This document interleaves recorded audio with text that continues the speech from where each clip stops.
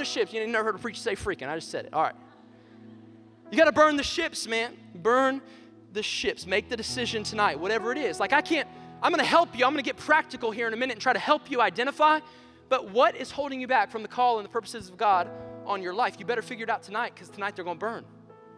Burn the ships. One of the things that caught my attention in that story of Cortez is that for 600 years before him, there was failure. 600 years. Now I want you to imagine that boat ride, right? Imagine that ride from Spain all the way to Mexico with those 600 men. Imagine what they're talking about down in the hull. Like, imagine what they're talking, like, man, a lot of people have tried to do this in the past and it just didn't work out. Man, you remember when so-and-so came home and, man, they were bloody and so many people died and the ship came back to Spain and we asked them, what happened? Man, we failed and the Aztecs, man, they killed us and they just, man, you remember that? Oh my God, what if that happens to us? 600 years of failure was on their mind as they're sailing to Mexico. They're thinking, man, what's going to be any different with us? What if the same thing happens to us? Oh my gosh, what if we're defeated? What in the world? But then they get there and their captain steps forward and says 3 brave words. Hey guys, here's what we're going to do. We're going to burn the ships. Captain, no, you can't burn the ships. I mean, the ships are our only way out of here if like something really bad goes down. No, we're going to burn the ships. Because what happened is something rose up inside of Captain Cortez and he said, no, I'm not going to leave us the option of bailing out. We're either going to conquer and do what we came here to do, or we're going to die trying. See, here's what I know about you is that maybe for your life, you look at your family history, and your family history just looks like generational failure. You think about your parents and you think about your grandparents, and it just looks like mistakes and bad decisions and failed marriages and failed opportunities and missed cuts and all this kind of stuff. And so the enemy wants to play mind games with you, and the enemy comes to you, the devil, and he says, look, well, if your parents couldn't beat it, and your grandparents couldn't beat it, and your uncle isn't even beating it right now, what makes you think you're going to beat it? What makes you think you can conquer what they couldn't conquer? And I'm here to tell you tonight, the same spirit that was in Cortez needs to rise up inside of us. The difference with us, Sub30, is we're burning the ships. We're getting rid of the escape routes. Come on, greater is he who is in me now than he that's in the world. I'm not leaving myself the opportunity. And when my parents' marriage got tough, they left themselves the opportunity. That's why they maybe split up, because they kept divorce on the table. I'm burning that ship. It doesn't exist anymore. And when this happened and this addiction was taken over my father, and he had the opportunity to step out and get recovery and heal, but he kept these things around him and he refused to let them go. But in my life, I'm burning all those ships. They don't even exist. I'm not even gonna flirt with it, because it's burned, and the only way for me to move is to move forward. Move forward. Don't look back. Burn the ships tonight. There's only one direction to move, and it's forward. Man, greater is he that's in you than he that's in the world. And you can burn the ships when you have that. We need people, I wrote this down, man. We need to, like since when did we lose the fight for our destiny? We just don't have a generation of fighters anymore. When did we stop fighting? When do we give up so easily when the enemy's coming at us? Man, we need a generation of fighters to rise back up. Man, when the enemy's coming at you, man, I love what it says in the book of Isaiah. I wrote it down. Isaiah chapter 40 and verse 29. The Bible reminds us that, man, God gives power to the weak and he gives strength to the powerless. See, when the enemy comes and rears his head at you and tries to rise up and tell you why historically and family history would say that you can't beat it, family history would say that you can't conquer this thing, family history would say that you're going to be nothing just like so-and-so and so-and-so and so-and-so, in that moment, man, there should be a spirit of a fighter that rises up inside of you that says, you know what, man, you could shut your mouth, because even in my weakness, he's going to make me strong.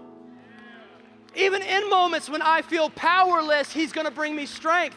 Enemy, if you're trying to tell me that I'm weak, you're absolutely right. I absolutely am weak at times, but I serve a great, powerful God who takes his strength and his power and he gives it to me. He places it inside of me. See, you actually can fight. You actually can conquer. That's why the Bible calls us more than conquerors. He's empowered you to conquer and to take the land, to take that purpose, to take hold of that calling and that destiny, man. But here's the deal, you got to burn ships. What escape route have you left yourself on this path? Man, you're taking some steps forward, it gets bad, I'm jumping ship. No. You burn that. There is no option but forward when it comes to your calling and what God's called you to do. I wrote this down. If you like taking notes, you can write this down. When you choose to hold on to your history, you do so at the expense of your destiny. When you choose to hold on to your history, you do so at the expense of your destiny. So if you want to hold on to all that family history junk, if you want to let the devil and the enemy keep beating you up every single day about what happened 10 years ago, 50 years ago, back when great-grandparents, if you want to let all that settle in on you every single day, then here's what's going to happen. You're never going to move forward. But man, when you will let go of history, then you can grab on to destiny. You got to burn ships, though. Those historical family ships, some of them need to be burned because they've been holding you back. They've been keeping you limited. God has more for you, man. He has so much more for you. You know, I thought about my dad. When my mom and dad got married, they were in their early 20s, and my dad was in ministry. He was a pastor. He was a preacher in a denomination. And I won't say the denomination. I don't want to, offend anyone or whatever. But it was in this particular denomination. It was pretty legalistic. It was pretty legalistic and really kind of hard-nosed and by the book and by the law. Wasn't a lot of grace, wasn't a lot of freedom, type stuff like that. And that was what my parents had grown up in. And so that was the denomination my dad was a pastor in. And they were in the Bay Area. I was just really, really young, and we were living in San Francisco at the time. And my mom and dad, that was kind of their background. But one particular night, man, they found themselves in a worship experience where it was like really Holy Spirit kind of stirred up, Holy Spirit led, type stuff where it was just, man, about the gifts of the Spirit. Like, they didn't know anything about gifts of the Spirit. Like, in their particular denomination, it was more like that was Book of Acts kind of stuff. We don't talk about that anymore. The Holy Spirit he was then, but he's not now. And so they kind of shut all that away. But now here my parents are, and they're in this service, and long story short, they get baptized in the Holy Spirit at this service, right? I'm not just talking about speaking in tongues. I'm talking about, man, their whole mind of what they knew of God just went to a whole new level, brand new spheres of God, and this journey opened up for them that they didn't even know were there. And so my dad, he has this new experience. They're filled with the Spirit, and now their heart has been awakened to new things. And so my dad, he goes back to his denomination, and he knew, I can't go back. Now that this has been awakened to me, I can't go back to what I was. I gotta move forward in what I now know. And so he goes and he tells his denomination that he's not going to pastor, he's resigning, and they move all the way across the country to South Carolina, which is where I grew up. And as my dad tells this story, he says this. He says he got to South Carolina, and as soon as he got there, he took his ordination papers. He was ordained in that particular denomination. He takes his ordination papers and he mails them back to the denomination. And I asked my dad, I'm like, Dad, what's the big deal? Why don't you just keep them? Why do you got to mail them back? And he said, because this is what I know, son. I knew that your mom and I were going somewhere we didn't know of. We didn't know what was on the horizon. We didn't know what the future held for us. And I knew that if I kept those papers, if times got tough and money got short and we didn't know what we were going to do, I'd be tempted to take those papers, to call that denomination back up, and to get my job back. But why did I send them back? Because I was burning the ship. It's what I now know, and what God has now revealed to me is far greater. I can't go back. I'll not be fulfilled. If I go back, there's only one direction, and it's forward. What papers in your life do you need to mail back? What escape routes do you need to tear down? What ships do you need to burn? Man, what God has for you is far greater than where you've been, and some of us need to make the decision, man, I'm not going backwards. I'm only going forward. You got to stop living in the past. You got to stop trying to get back to how life used to be.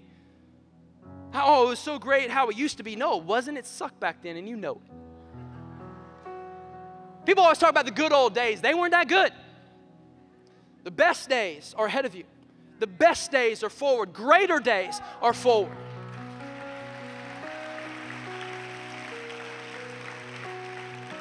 I tell people, I say it a lot. I feel like I say it a lot around our offices, and when I'm talking to people, I'm like, dude, you just can't look back.